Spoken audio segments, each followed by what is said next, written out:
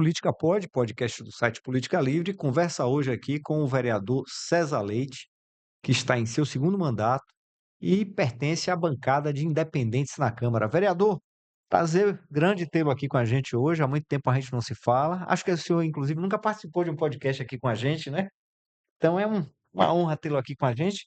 Para entrevistá-lo, a gente está aqui com o jornalista Flávio Sandi, que vai participar aqui desse esse bate-papo com a gente.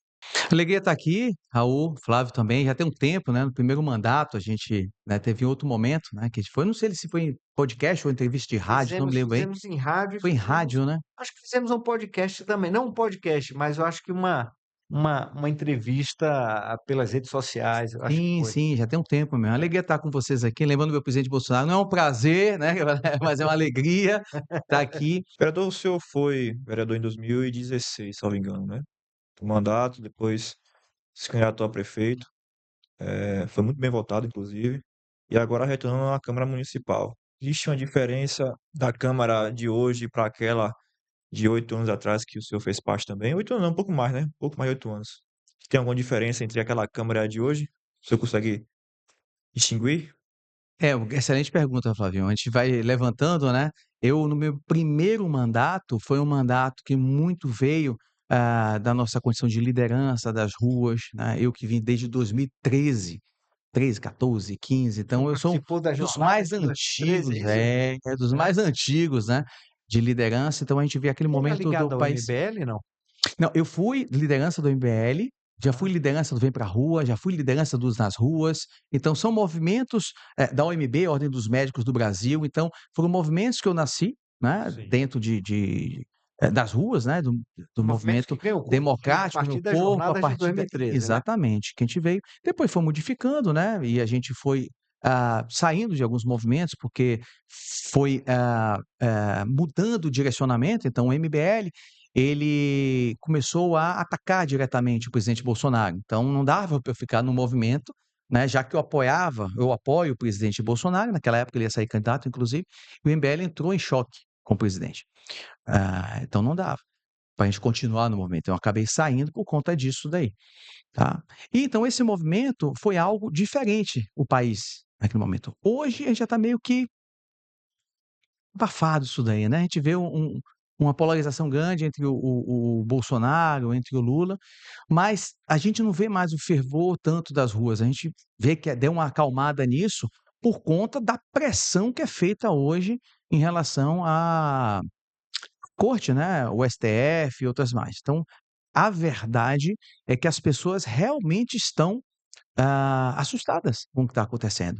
Então, naquele Você acha primeiro. que a condução que o STF deu, sobretudo aquele caso do 8 de janeiro, terminou afastando as Sim, pessoas da claro, as rua? pessoas têm, porque a maioria das pessoas que foram para as ruas e defende um Brasil livre, são pessoas que têm suas famílias, que mantêm suas famílias, né, que pagam suas contas.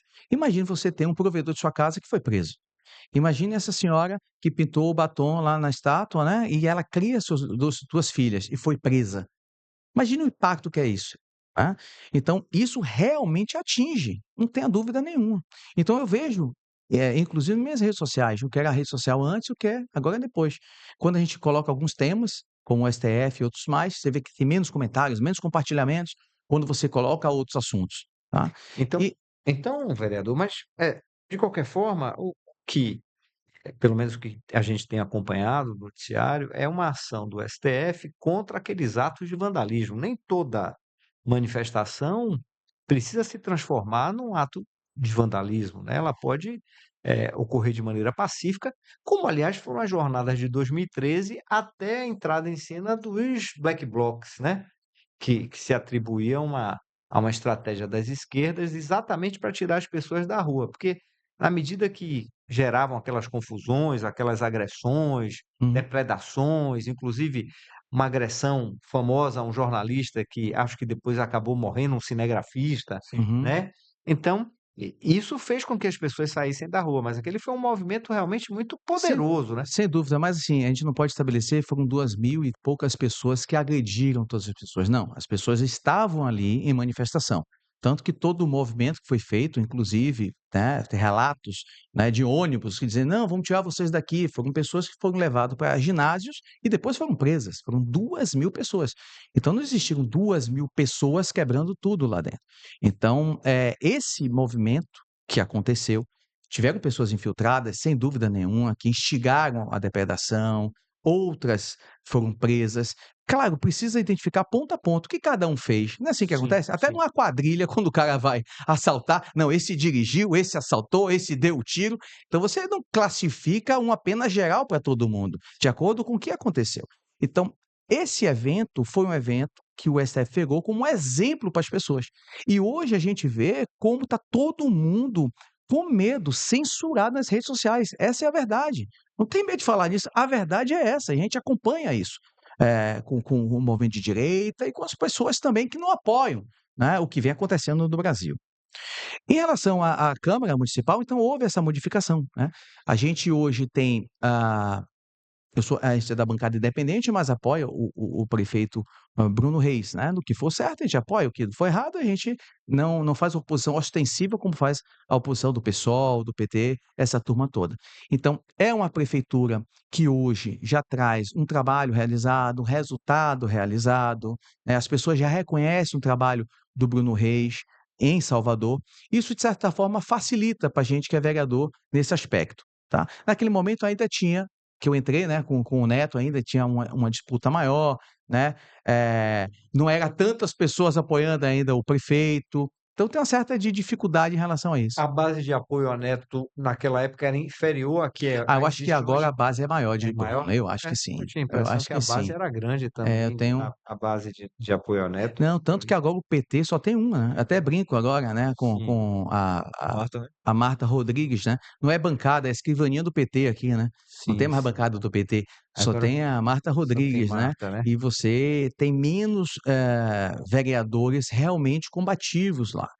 Então, hoje eu vejo que existe uma tranquilidade maior para que se coloque os projetos que foram desenhados pelo executivo. Isso existe, né. Naquela época de Neto, eu acho que havia uma pouca de luta, entre os vereadores de forma mais intensa. Havia mais disputa política na Câmara, portanto, né? Eu acredito que sim. Eu acho hoje, por exemplo, é que o nosso presidente Carlos Muniz é um cara excepcional, né. Sim. Então um cara que é fora de série, inclusive com nós vereadores, e ele ajuda o máximo possível, inclusive com situações da minoria. Então ele é um democrata ao máximo, assim, a minoria ele dá todos os prazos possíveis e imagináveis.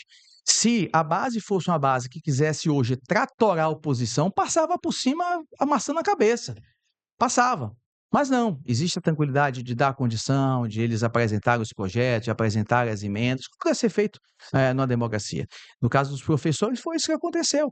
Então, se quisesse tratorar, já tinha feito há muito tempo. Não foi assim. Foi dado tempo suficiente de apresentação das emendas, tanto que existe uma mentira, né, que alguns vereadores da oposição falam e os deputados também, dizem: "Ah, foi para uma sala secreta". Não existe sala secreta. O que existe é a votação que fizemos naquele dia, onde já tem no regimento interno a possibilidade de modificação da área, ou seja, da plenária para outro local, de acordo com a insegurança. E o presidente Carlos Muniz, com muita sabedoria, perguntou ao comando, falou: "Tem condição de retornarmos ao auditório? Não, pode ter agressão".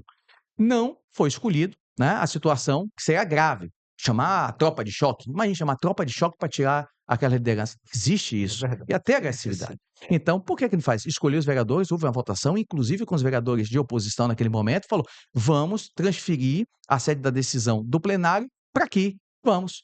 Os vereadores de oposição fizeram seu momento de fala, seus minutos de fala, apresentaram suas emendas, suas proposições, houve votação como qualquer local de plenário e foi aprovado o reajuste dos professores, naquele momento. Então, de forma democrática, algo que não pode também, Raul, a gente ceder para agressões, agressores, violência, não dá. Então, se no momento o parlamento ou qualquer político ceder para agressão, acabou a democracia. Então, Verdade. qualquer decisão que a gente tenha, as pessoas invadem lá dizendo que vai te bater, vai te quebrar, vai ameaçar sua família, não dá. Comigo não funciona e não vai funcionar com qualquer político decente. Então, isso que aconteceu naquele dia. Como é que está essa questão envolvendo essas possíveis punições, conselho de ética na Câmara? Como é que tá essas discussões?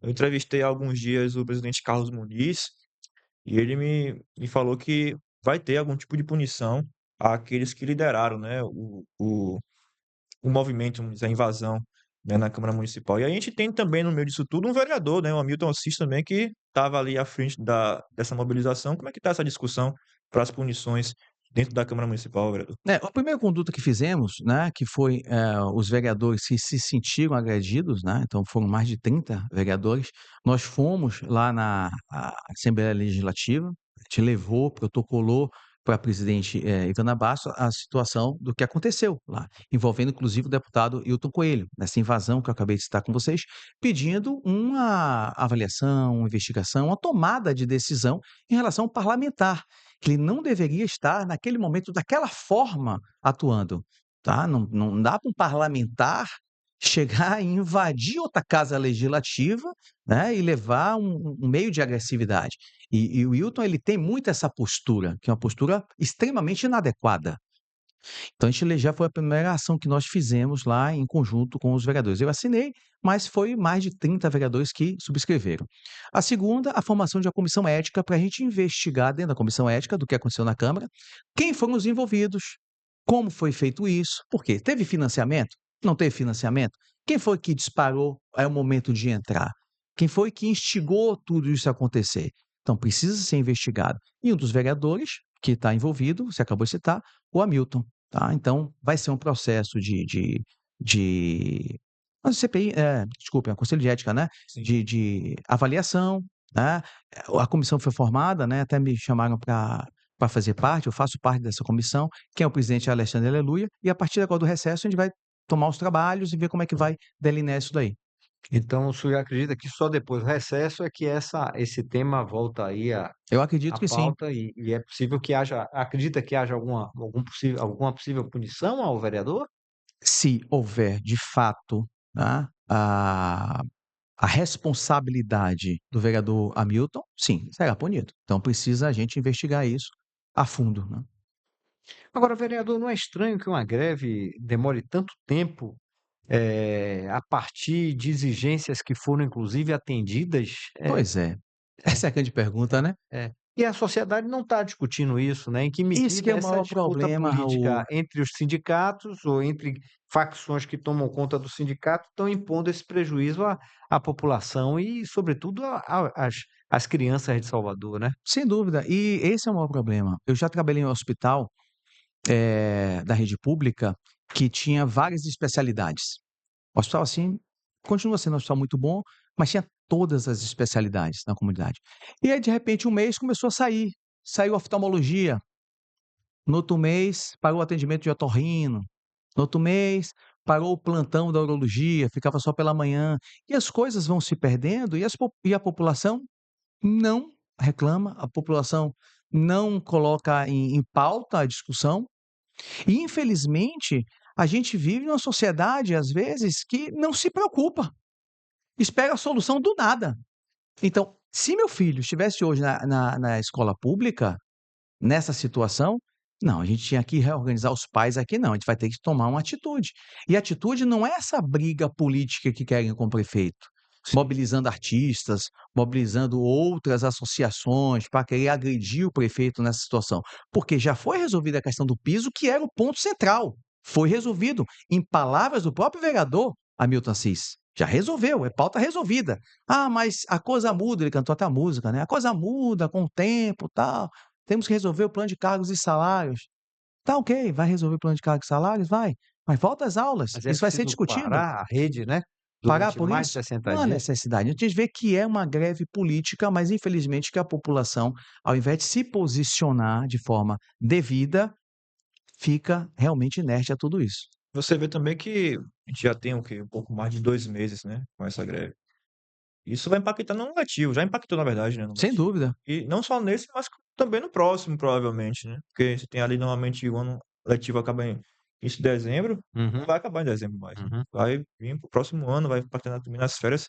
Mas vereador, eu estava vendo aqui algumas proposições aqui do senhor, e uma me chamou a atenção que foi a da cristofobia, combate à cristofobia. Queria que o senhor explicasse um pouquinho mais do que se trata. Bom, o nosso projeto Cristofobia, né, contra cristofobia, Cristofobia é é o quê? É uma fobia à figura de Jesus é Cristo? agressão à figura de Jesus Cristo, né, a figura Aham. de Deus. Lá na Câmara de Vereadores, há um tempo já foi aprovado o Estatuto da Igualdade Racial e Intolerância Religiosa, mas fica muito focado, Raul, com a questão do candomblé e umbanda. Então, hoje, quando você fala em intolerância religiosa, parece um gatilho que você só lembra do candomblé e da umbanda, Sim. tá? Eu não falo nem das religiões de matrizes africanas, porque o cristianismo, ele tem uma força na África. Aliás, a religião mais presente na África é o cristianismo, é o evangélico e o católico, né? O cristianismo, né? Não é umbanda nem candomblé. Então, isso é Uhum. um, É um mito, na verdade. um mito bem grande, né? Então, o que a Eu gente... Hã? não, eu tô lembrando de acho que foi um amigo meu, não sei, Hum. alguém, uma pessoa que eu conheço, não estou me lembrando quem foi exatamente, que foi à África e achou que lá chegando ia pronunciar o nome dos orixás e estava tudo resolvido.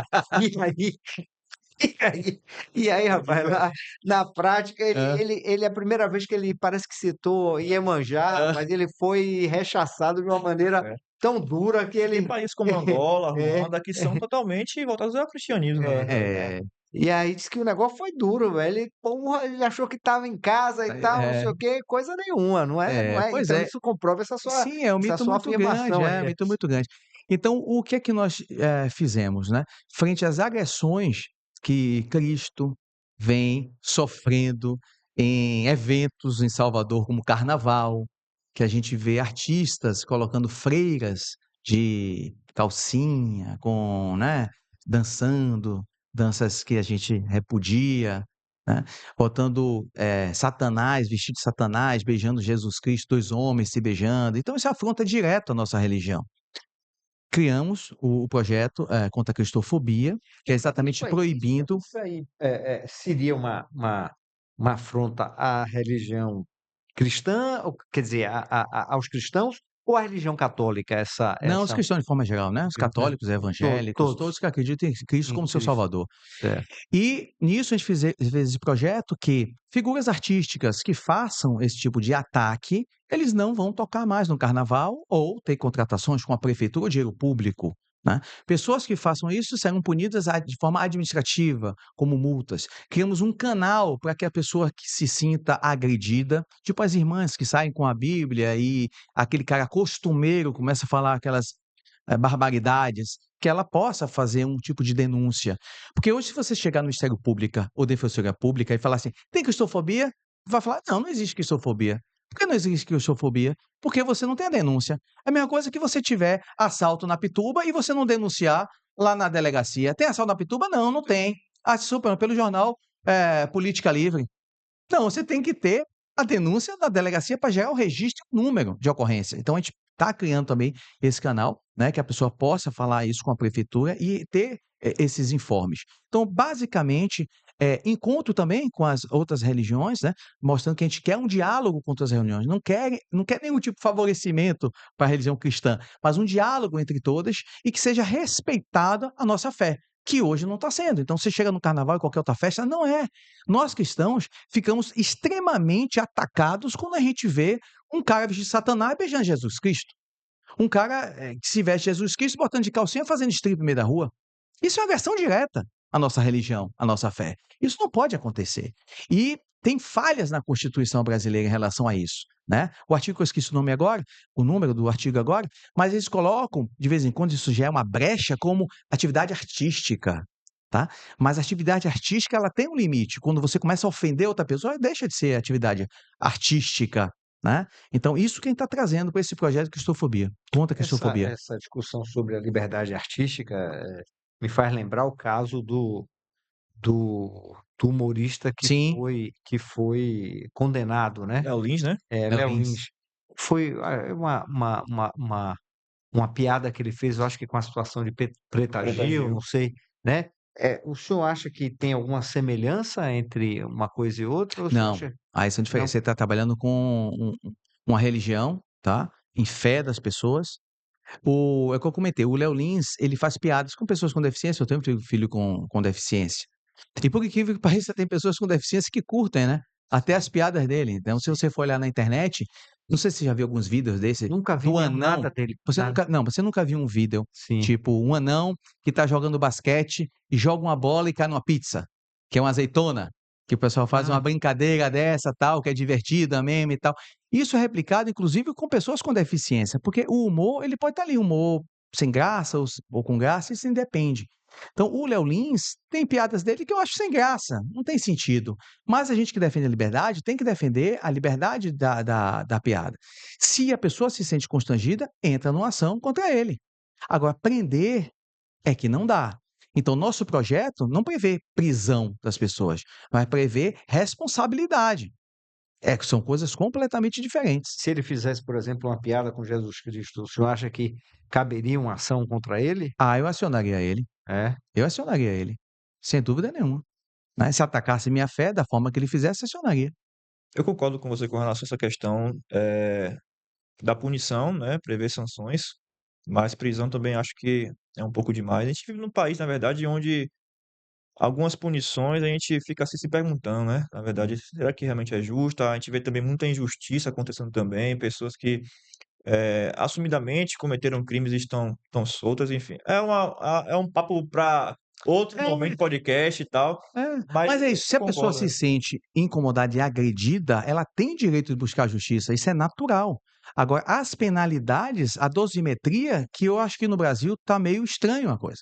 Então você tem pessoas que roubaram dinheiro público, corromperam, estão soltas, no máximo com um negocinho no tornozelo. Aí você tem uma senhora que botou batom 14 anos de cadeia, tem a outra. Realmente, Então, assim, realmente, Um qual o exagero critério muito que está grande. sendo é, atuado?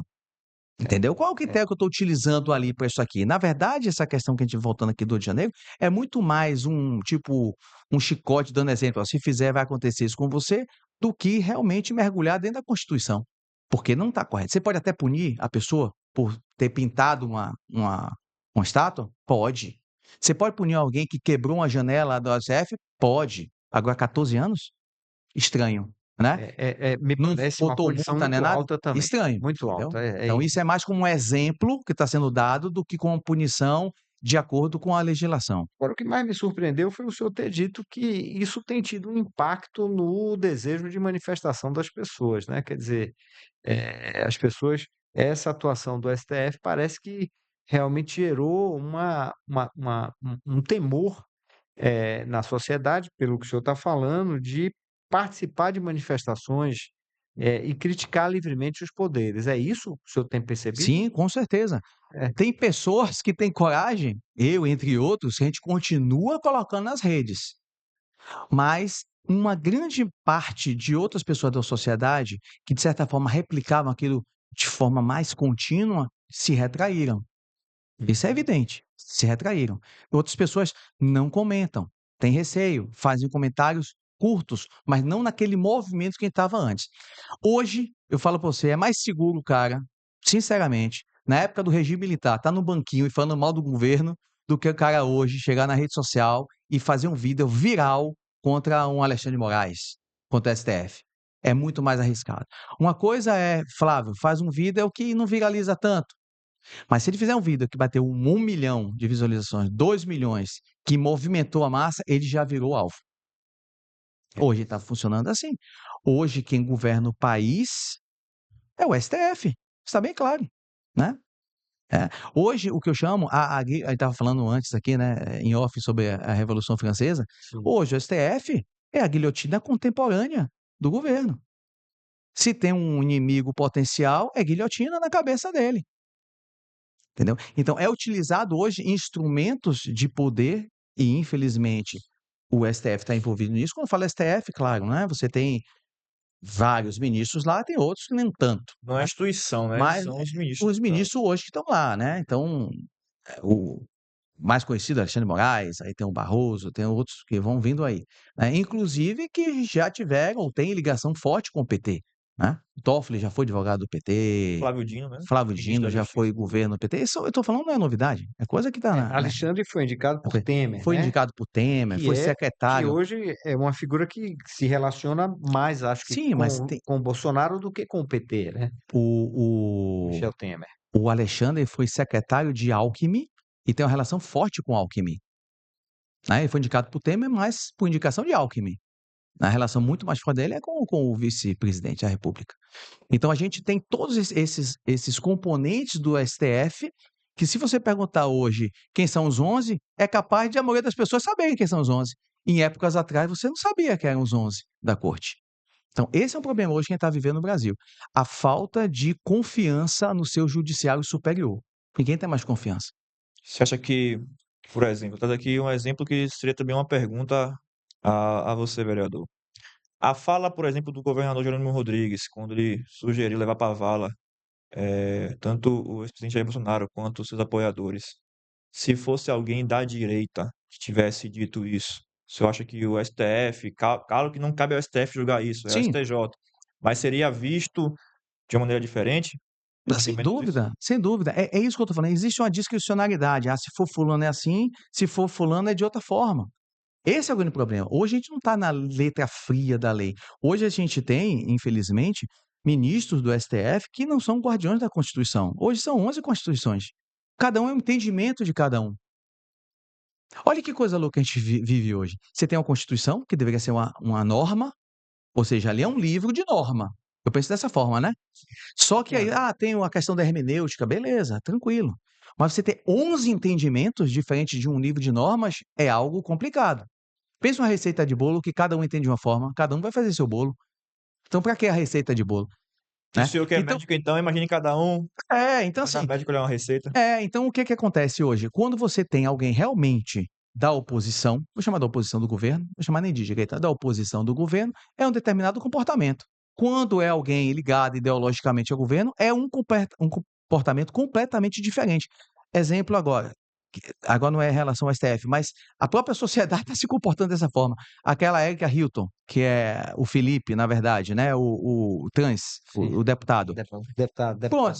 deputada, ela usou bolsa, comprou bolsa cara, fez uma viagem para Beyoncé, não sei o que, aquela coisa toda. Ninguém criticou nada, velho, da esquerda.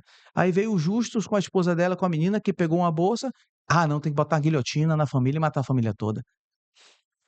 Cara, assim, o que ele está vivendo? Quer dizer, são situações semelhantes de uso de coisas caras, de viagem de coisas caras, mas aqui pode tudo e esse aqui tem que dar uma guilhotina? Agora isso é estranho, né, vereador? Porque, pelo que a gente o parlamento é claramente mais conservador do que liberal, né, inclusive o governo tem pago o preço, de uma oposição que é forte a ele, a gente viu isso nesse episódio do IOF, e, a gente vê e aparentemente também a sociedade ela a partir do bolsonarismo, adquiriu um outro formato, que não é esse ao qual a gente estava acostumado, sobretudo nos anos de liderança do PT, e um evento como esse, da Erika Hilton, não inspira nenhum tipo de repercussão maior, ao passo que um outro, como do Justo, é o Roberto Justo, você está falando Isso. Roberto do Justo, Justo, né? gera essa comoção, né? Eh, então, parece estranho É isso, estranho, né? né? Hein? É estranho, né? É. Olha, que o que eu penso é realmente a questão ideológica mesmo. Questão ideológica. Você virou inimigo. A gente que é de direita virou inimigo, tá? De uma sociedade que hoje tem um pensamento Você não conduzido acha mais pelo PT, eu você acho, não da acha que esquerda. você não acha que, independentemente de Lula ter sido Ah. eleito presidente, a parcela, conservadora da sociedade hoje não é maior do que a parcela liberal? Eu considero, assim, tem várias pesquisas. Foi feita uma pesquisa em São Paulo, se eu não me engano, da comunidade de São Paulo, com perguntas. Não perguntou: "Ah, você é conservador ou você é liberal?". Não, ele perguntou assim: "Você trabalha? Trabalho. Você paga suas contas? Pago. Você vai à igreja? Vou". Então, baseado em perguntas, né, Se foi definiu um estabelecido perfil. que seria um perfil mais de conservador, e tal. E foi visto que nas comunidades de São Paulo, a maioria segue um perfil conservador. Então, apesar da ação dele ser conservador, a eu acho que a questão da linguagem que nós conservadores, políticos de direita, precisamos é trabalhar essa linguagem. Uma vez estava conversando até com o pastor Rogério, né, o botar comida na mesa, né. Então o empregador, eu sou dono de empreendimento, o empregador ajuda você a colocar comida na tua mesa. Então essa linguagem precisa ser trabalhada. E não uma linguagem do governo, que é aquela linguagem de: "Eu vou te dar o dinheiro da Bolsa Família, eu Uhum. vou te dar o Vale Gás. Ah, o rico, ele é rico, quer acabar com tua vida". Eu fiz uma crítica ao Haddad há pouco tempo, que a fala dele foi uma fala assim: olha, o trabalhador precisa ter sua justiça social, porque já é descontado da folha dele pelo empregador o dinheiro. E parou por aí. Espera aí, o empregador descontando do empregado, ele repassa o dinheiro Para o que é governo. exigido do governo. Então, Haddad faz o seguinte: gera um boleto para o trabalhador pagar o boleto, tira o empregador dessa conta, você gera um boleto, final do mês ele vai pagar lá o INSS, o FGTS, os impostos de imposto de renda da pessoa física. Ou seja, ele já traz para o empregador a responsabilidade do desconto. Quer dizer, isso na cabeça de alguém que não tem o conhecimento, fecha como o quê? Ah, o empregador que é o miseravão, o empregador que é o ruim dessa história toda. Então, esse trabalho de comunicação de linguagem, eu acho, na minha opinião, que a direita precisa trabalhar melhor. Trabalha muito mal. Às vezes a gente fica muito focado, de uma forma geral, em vídeos que impactam aquela coisa toda, tal, né? Mas não traz a informação para o trabalhador do que realmente está acontecendo. Mas veja, até recentemente, eu diria até, por exemplo, a eleição não, a escolha do baiano Sidônio Palmeira para a comunicação, para ministro das comunicações de Lula, havia uma constatação de que a direita se manifestava e sabia usar as redes sociais melhor do que a esquerda, Sim, que seria mais digital do que a esquerda, sim. né? É outra situação que não bate com isso que o senhor está dizendo. Quer dizer, Ah. em tese, a direita teria uma performance melhor no uso das redes do que as esquerdas. Mas está atingindo realmente de forma a modificar o pensamento de quem está chegando? Uma coisa é um vídeo viral. Por Aham, exemplo, o vídeo viral de Nicolas, perfeito. sim, Tanto que o vídeo de Nicolas furou a bolha. Falou, não, o Nicolas furou a bolha. Foi 300 milhões de visualização. Mas a gente está pegando um exemplo único, né? Então eles uhum, ficaram muito assustados com a questão da linguagem que o Nicolas trabalha. Nicolas é Nicolas. Então esse furou a bolha. Mas a maioria da turma da direita não fura a bolha. Flávio sabe disso que eu estou falando. Fala para os mesmos que têm a capacidade de mandar para muitas pessoas. Eu no hospital, eu tive uma experiência muito interessante. Não sei se você já notou isso. Você pode fazer essa experiência. De um WhatsApp, de pessoas diferentes. WhatsApp, exemplo, uhum, do pessoal que trabalhava no hospital, técnico de enfermagem, auxiliar, tal, veicula um tipo de propaganda. Vem muita comédia, muita coisa de brincadeira, muita sim, pegadinha. Quando você vai para o Zap dos colegas médicos, é investimento. Então, são núcleos de conversas totalmente diferentes. sim, sim. Então, eu ouvia muito que não pegava nossa comunicação com eles, não chegava, a não ser quando eu mandava para eles alguma coisa específico, que era de interesse. Então, esse tipo de comunicação que eu estou falando, a gente precisa fazer uma comunicação que chegue na comunidade, dizer, olha, você é capaz de ganhar seu dinheiro, você é capaz de desenvolver, você é capaz de ser independente. Entendeu o que eu estou falando? Sim. Independente do governo, você não precisa do governo para ter todos os benefícios que eles querem te dar, porque isso é impagável. Ao longo dos anos, a aposentadoria não vai suportar, os benefícios não vão chegar. Isso é mentira que estão fazendo com você. Então, esse tipo de comunicação que eu acho, na minha opinião, que falha para a gente do lado direito. A gente precisa entrar mais na população, na comunidade, né? Certo. Agora, vereador, e me parece, de certo ponto, que isso, apesar de estar engatinhando, tenha ocorrido. Por quê? Quando a gente vai para a eleição em 2018, por exemplo, a gente vinha muita discussão envolvendo pauta de costumes, né? Sim, Aborto, a questão da ideologia de gênero, em como um todo. Não que essa pauta tenha sido descartada, mas acho que adormecida nesse momento, onde talvez a direita esteja entendendo que precisa realmente furar a bolha, né? E hoje em dia a gente já vê pessoas do público de massa como um todo sabendo o que é IOF, sabendo o que é INSS, sabendo o que é imposto de renda. São discussões que têm pautado, em tese, a direita, que tem chegado na ponta, né? No público de massa, no caso. Você acha que isso é devido ao quê? A possível fragilidade do governo federal, governo Lula, ou porque as pessoas estão realmente se inclinando mais à direita? Não, eu acho que o fato de você botou pautas importantes, você falou IOF é financeiro, é dinheiro, INSS é dinheiro, o desconto é dinheiro.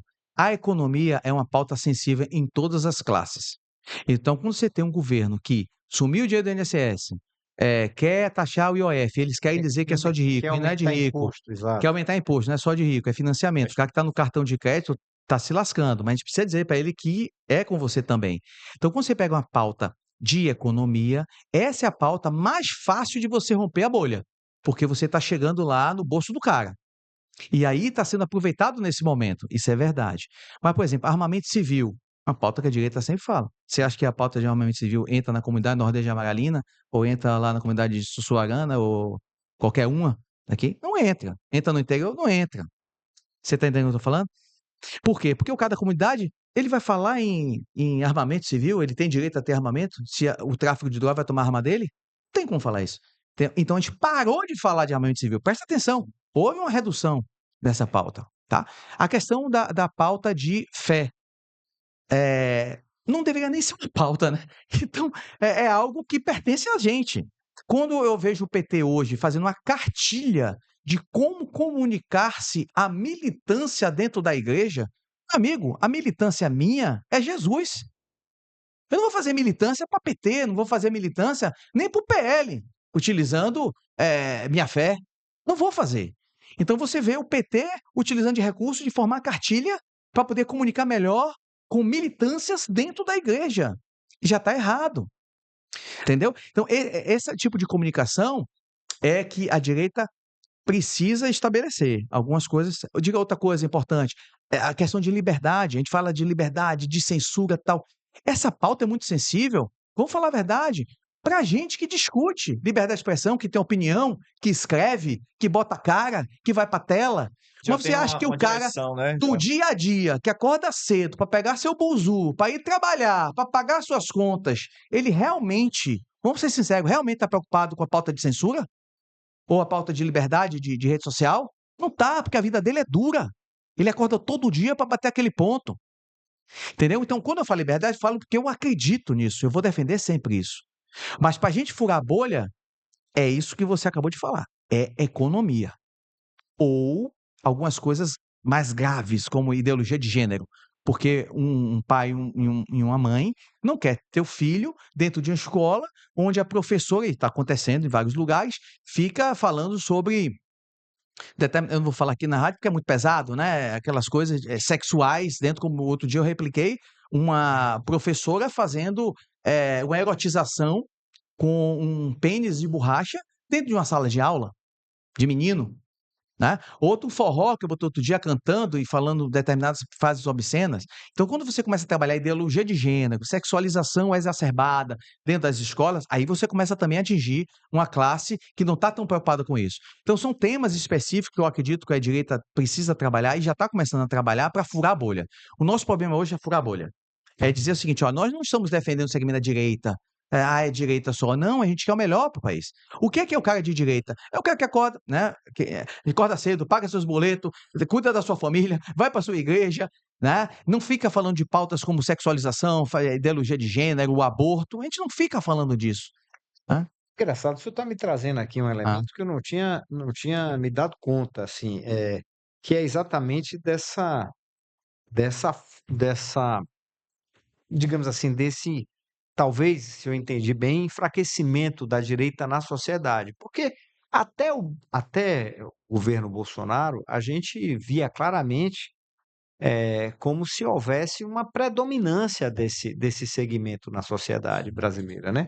Eh, essa, esse recuo, claro, a gente tem um governo de esquerda, do PT, profundamente ideológico, embora menos ideológico do que uhum, os anteriores, mas é que está completando 4 anos. Então, é inevitável a influência de um governo, uhum. sobretudo num país presidencialista, na sociedade e nas camadas mais pobres, às quais, inclusive, ele se dirige com mais, né? Passou a se dirigir agora, né? Mais diretamente. Agora, o senhor não acha também que esse recuo aí da direita não foi devido ao radicalismo com que ela se comportou durante o governo Bolsonaro? Não, Não. não houve radicalismo, Raul. Me perdoe, assim, não é um enfraquecimento da Ah, direita, ah, não há isso. ah. Agora, Eu queria entender. existe uma estratégia que você não pode expor as pessoas quando você tem um poder como o STF, né, que está ali para te prender. É, É totalmente diferente. O que que acontece hoje, o enfraquecimento do governo Lula? Muito não é pelas pautas da direita. O enfraquecimento de Lula não é a questão da ideologia de gênero, não é a questão da fé, não é a questão do armamento civil. Não, o enfraquecimento de Lula é pela incompetência do PT, a falta de articulação, a falta de gestão que eles têm, e isso traduz o quê? Numa economia em frangalhos. Na economia que você está aumentando a gasolina, que você está aumentando os produtos, que ele não consegue entregar o que ele quis, e inflação, ele perfeito. começa a querer comprar, entre aspas, as pessoas, dizendo que vai fazer benefício disso, benefício daquilo. Então, quando você tem uma pauta econômica, que a pauta econômica ela é muito forte para a mudança de governo, a gente viu Dilma entre outros governos, ele começa a atrair quem? O Centrão.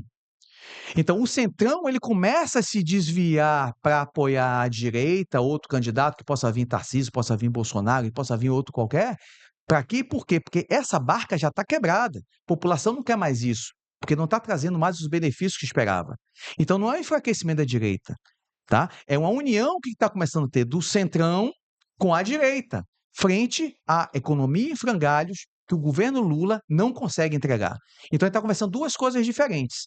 Uma coisa é por que, que o governo Lula está sendo enfraquecido, esse é um ponto, eu te expliquei na minha visão o que, que é. E o segundo é estratégias da direita para que as pessoas que não conhecem o que a gente imagina, o que a gente pensa, a gente chegue nessa bolha. São coisas diferentes. Então, não adianta eu tentar com um discurso que a gente já vinha fazendo há muito tempo, que não chega. A gente tem que trazer outras informações para mostrar isso. E quem foi muito bem foi Nicolas. Quando ele pegou a questão do desconto, quando ele pegou outro que viralizou IOF também, também. foi o IOF, e teve um anterior que ele fez 300 milhões de Imposto de visualizações. renda. Imposto de renda, o Pix. Pix, foi o Pix. Pix foi. Foi o É, Pix. foi o Foi o Pix. Pix. Para que hoje coisa mais popular que o Pix? Para que coisa mais popular que o Pix? As Então, pessoas. isso afetava diretamente as pessoas. É isso que eu estou falando. Então, enfraquecimento é um, outra estratégia de comunicação da direita. Agora eu Agora, queria só, rapidinho, Raul, nesse tema de questão de furar bolha, de força de um, força de outro, eu consigo entender que a parcela da população que se diz de direita é maior do que aquela que se declara de esquerda. Sim, Eu acho que o efeito Lula 3 foi muito mais por um desgaste, talvez daquela parcela da população que não é nenhum nem outro, né? O famoso centrão, né? sim, Aqueles que usam da política não para dizer de forma ideológica, mas para caminhar, né, de acordo com o que eles entendem como certo. Eu vejo muito mais que talvez esse tenha sido um dos motivos para a volta de Lula, Lula 3 no caso.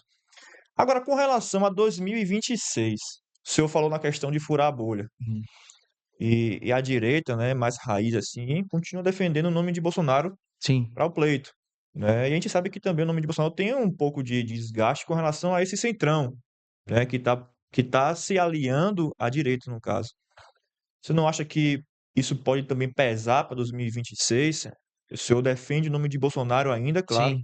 mas se não for ele, quem é que o senhor poderia é, indicar para juntar esses dois grupos? eu queria até também complementar essa pergunta. Na verdade, é, Bolsonaro, existe um fato jurídico que é a Inegibilidade. inelegibilidade de Bolsonaro. Então, a menos que a lei mude, aqui tudo muda, Pode né? acontecer, Pode né? acontecer. Um Ele, cara que estava na penitenciária saiu candidato e é presidente. o cara tinha sido condenado, já não é mais condenado, enfim. É, Isso acontece no Brasil, então, mas hoje ele é inelegível. Portanto, né?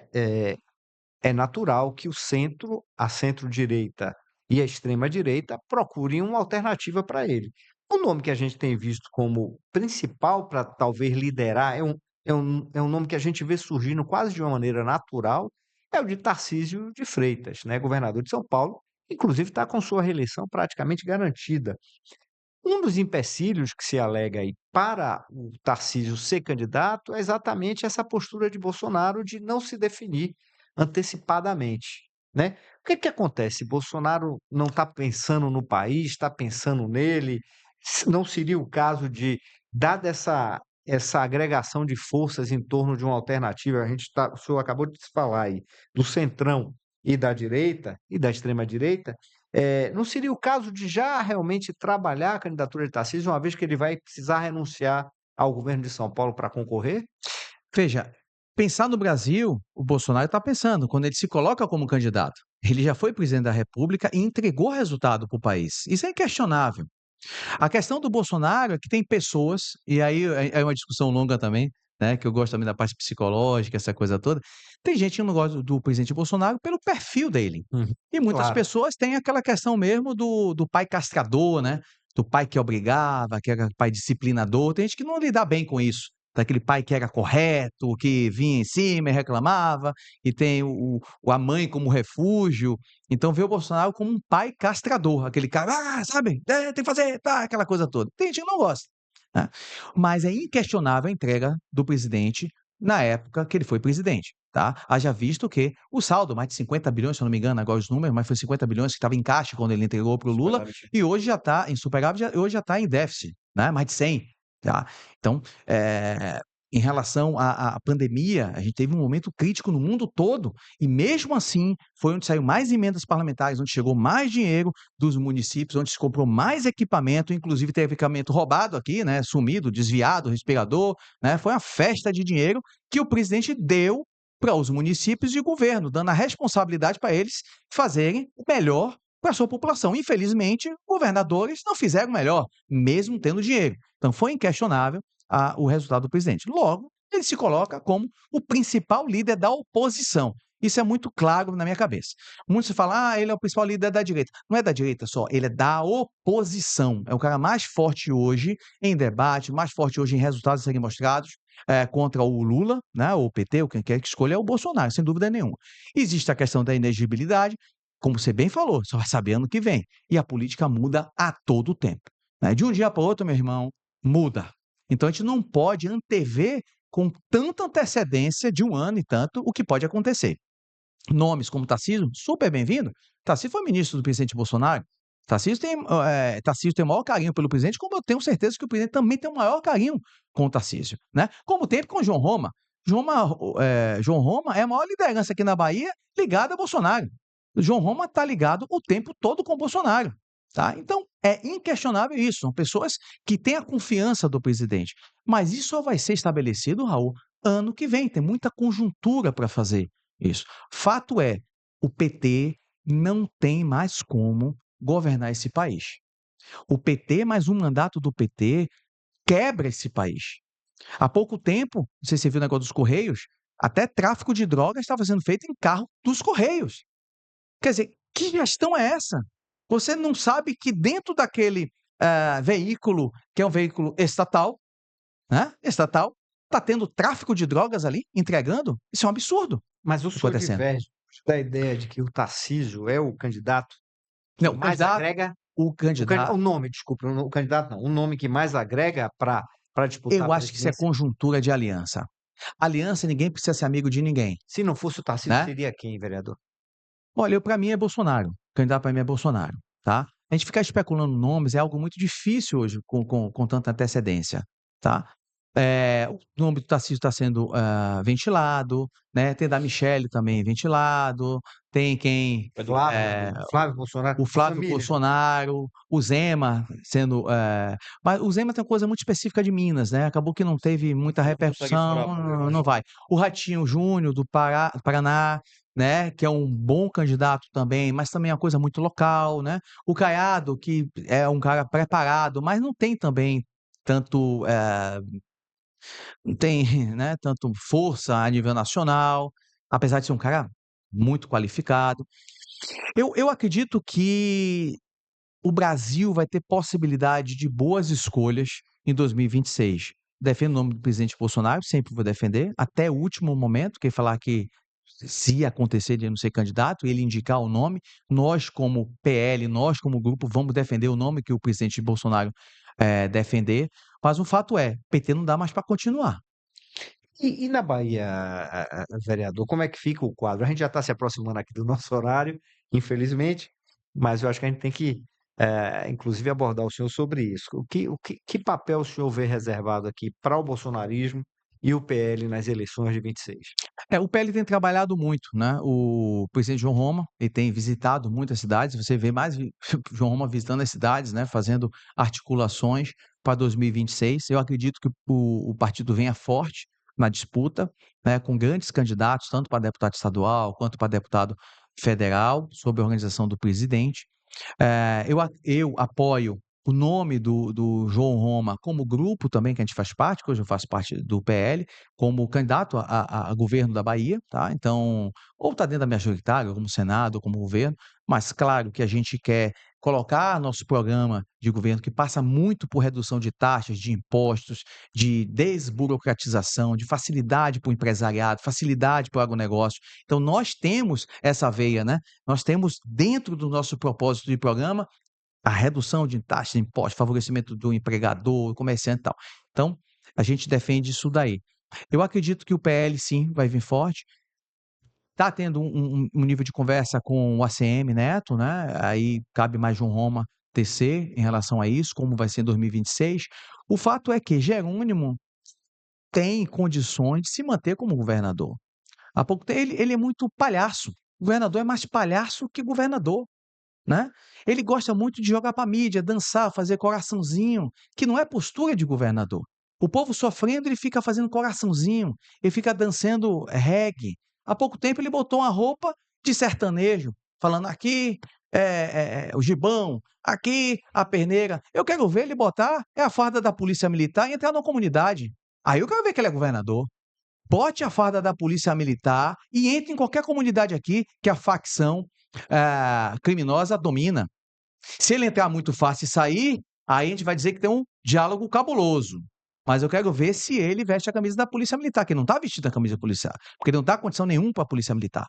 Agora fica de piadinha. Então é um governador palhaço mais do que governador. Então não tem condição. E não é só o Jerônimo, é o grupo dele todo, tá?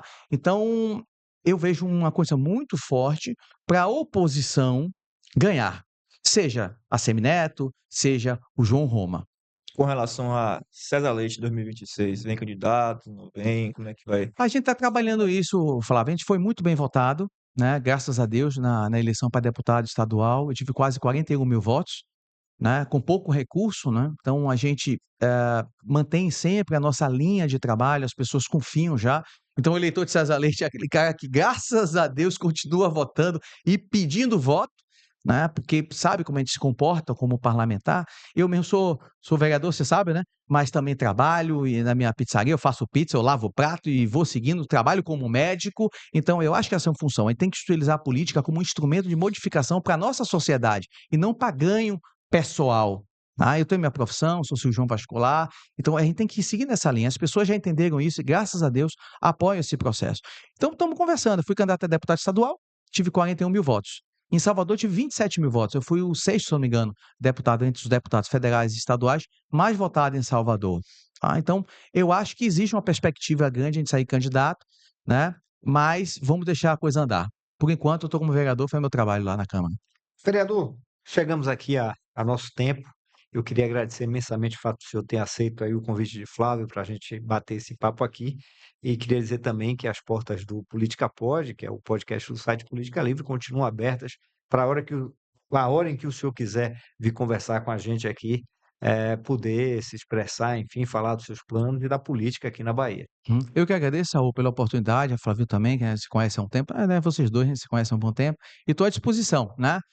Para conversar, debater, o que vocês quiserem. Perfeito. Maravilha.